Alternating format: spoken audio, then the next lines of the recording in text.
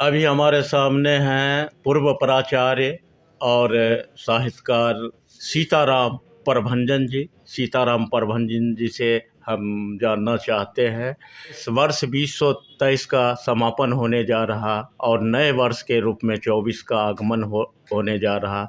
आपने बीते वर्ष को देखा और नए वर्ष से आपकी क्या उम्मीदें हैं, इस पर क्या कहना चाहेंगे आप? देखिए, इस देश में दो ढंग की लड़ाई लड़ी जा रही है। एक जो राष्ट्रीय आंदोलन, आज़ादी और संविधान को नहीं मानने वाले हैं, आज सत्तासीन है। आज विकास दो ही चीज़ की हो रही है, पूंजी की और गरीबी की। जितना परसेंट पूंजी विकास कर रहा है, उससे कुछ ज़्यादा परसेंट गरीबी विकास कर रही है। और इसके पीछे सब सोची समझी राजनीति है, और वह राजनीति भारत से नहीं पश्चिम से आई है, जो हिंदू महासभा और आरएसएस में समाहित है। आदमी जितना भूखा रहेगा, आदमी जितना अभाव में रहेगा, आदमी जितना मुश्किल में रहेगा, वह क्रांति से अलग रहेगा, वह आवाज़ से अलग रहेगा। मैं आपको एक बात कहता हूँ, मीडिया बिक चुकी है। आप जैसे मीडिया से सामाजिक क्रांति नहीं हो सकती है। बेगूसराय में लोग बोल सकते हैं, विरोध में लिख नहीं सकते हैं। आज बेगूसराय की राजनीतिक जागरण की यथार्थ स्थिति है। जब गांधी जी की जयंती मनाई जा रही है, भारत का प्रसिद्ध मीडिया, हिंदुस्तान का संपादक शिशिर सिन्हा, जिसे मेरा व्यक्तिगत परिचय है, उन्होंने लिखा कि गोडसे और गांधी विचारक हैं। किसी ने उसके विरोध में नहीं बोला।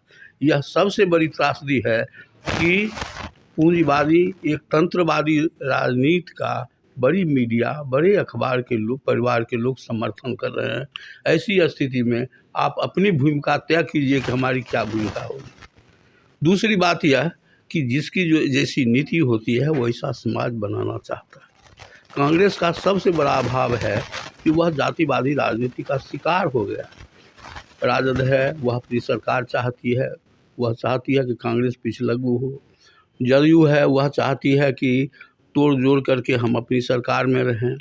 और इससे क्या होता है कि जातीय भावना, उधर धार्मिक भावना बढ़ती है, उसमें संतुलन लाने का प्रयास कम होता है, क्योंकि उन्हें अपनी गद्दी की चिंता रहती है। 2023 बीतने जा रहा, महज कुछ रोज बचे हुए हैं। क्या 2023 को आप किस रूप में याद करेंगे? आपको पहले कह देते हैं कि आप वह उस पत्रकार हैं जिसको भारत में क्या बदलाव एक सप्ताह के अंदर हुआ है उसकी जानकारी नहीं है। आप लोकसभा में क्या बिल पास हुआ है, क्या विधेयक पास हुआ है, उसका भविष्य क्या है, वह आप नहीं जानते हैं, और सीधे सवाल करते हैं, और उस आदमी से सवाल करते हैं जो सजग रहना चाहता है। सबसे बड़ी बात है कि जो नौकरशाही है, वह दलशाही हो रही है। सबसे बड़ा दुर्भाग्य इस देश का यह है कि नौकरशाही दलशाही हो रही है। इससे बड़ा दुर्भाग्य किसी विश्व के किसी लोकतंत्र का नहीं होगा जो भारत में हो रहा है। आप देखिएगा कि आज जो बहुत बड़ा माने करप्ट है, वह जदयू में चला जाता है, ईडी कुछ नहीं कहता है। और जो साधारण करप्ट भी है, ईडी उसको पीछे पीछे परेशान करती रहती है।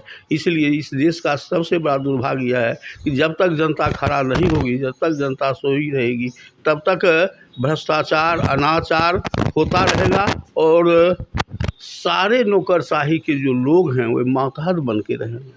और जब मातहत बन के रह रहे हैं, रहेंगे क्या, रह रहे हैं, और आपकी आवाज़ नहीं आ रही है, आप दूसरे से पूछते हैं, यह भी आपकी एक सीमा है, यह भी आपकी कमजोरी है कि आप सशक्त नहीं हैं। भाजपा नीति सरकार से आप कितना खुश हैं? मैं भाजपा का कभी समर्थक नहीं हूँ, इसलिए उससे नहीं सहमत होगा। दूसरी चीज़, भाजपा ने यह स्थिति ला दी है कि जो लोग सिद्धांतवादी थे वे बिक रहे हैं।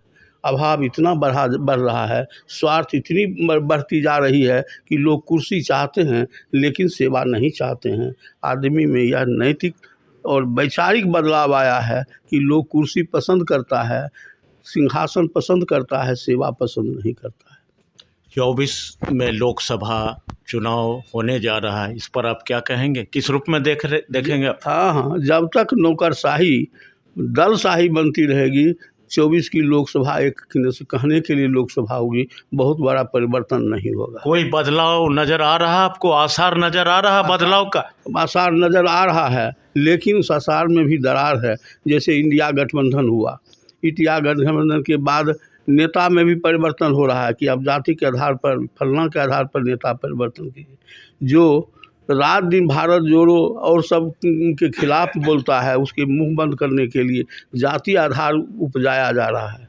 तो ऐसी स्थिति में जब तक आम जनता का, जब तक बुद्धिजीवियों का जागरण नहीं होगा, आपको कोई उम्मीद नहीं होगी। व्यक्तिगत उम्मीद पर तो आदमी जी रहे हैं, अभाव में भी जी रहे हैं, इससे बड़ी उम्मीद की मैंने क्या कहानी हो सकती है। विपक्षी सांसदों के निलंबन को आप किस रूप में देखते हैं? यह आतंकवादी निलंबन किस, हमने तो आपको कहा कि एक तंत्र का विकास हो रहा है। एक तंत्र के विकास का मतलब होता है कि दलविहीन की न सो, एक दल रहे, एक शासन रहे, एक आबाद रहे। तो इसमें सोचने की क्या बात।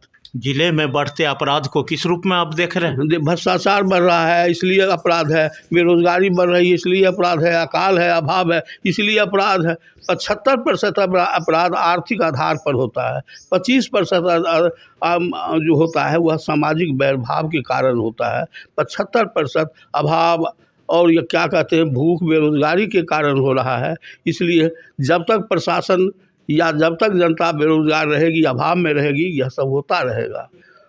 नए वर्ष के लिए आपका कोई संकल्प? नए वर्ष के लिए हम सब लोगों से कहना चाहेंगे, आप जागिए, आप अपने दायित्व को समझिए, उस दायित्व को समाज के साथ जोड़कर आगे बढ़िए, उसमें हम लोग भी आपके साथ रहेंगे। सबसे बड़ा दुर्भाग्य यही है कि लोग आगे बढ़ना नहीं चाहते हैं, बोलना चाहते हैं, लिखना नहीं चाहते हैं, सड़क पर जाना नहीं चाहते हैं।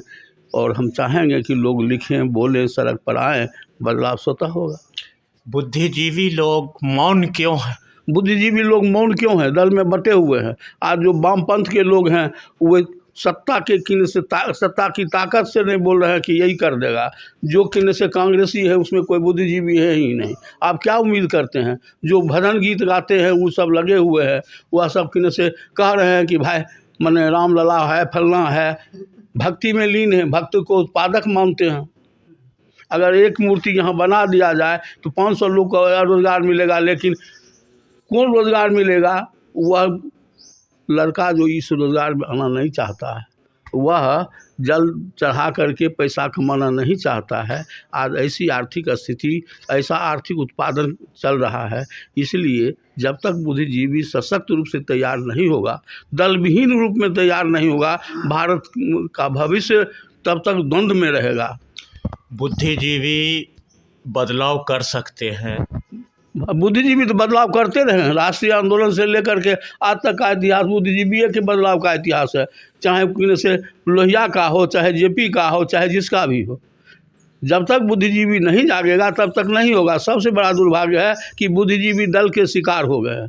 जो वामपंथ के लोग हैं वो सत्ता के विरोध में नहीं कुछ बोलेंगे, लेकिन लिख नहीं सकते हैं। दूसरी चीज़, जो कांग्रेस में है उसमें बुद्धिजीवी है ही नहीं। अगर बुद्धिजीवी है तो कांग्रेस में उसको स्थान दिया नहीं जाएगा।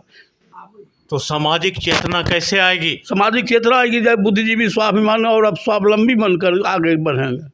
कांग्रेस के आंदोलन के समय में, राष्ट्रीय आंदोलन के समय में बुद्धिजीवी किसी दल में नहीं थे। अंबेडकर दूसरे दल में थे, लेकिन मिला जुला करके संविधान और लोकतंत्र के पक्ष में थे। लोहिया दूसरे दल में थे, लेकिन मन आज़ादी और संविधान की रक्षा के पक्ष में थे। किसी भी स्थिति में संविधान की रक्षा हो, ऐसे लोकतंत्र के पक्ष में थे। आज किस स्थिति में संविधान है?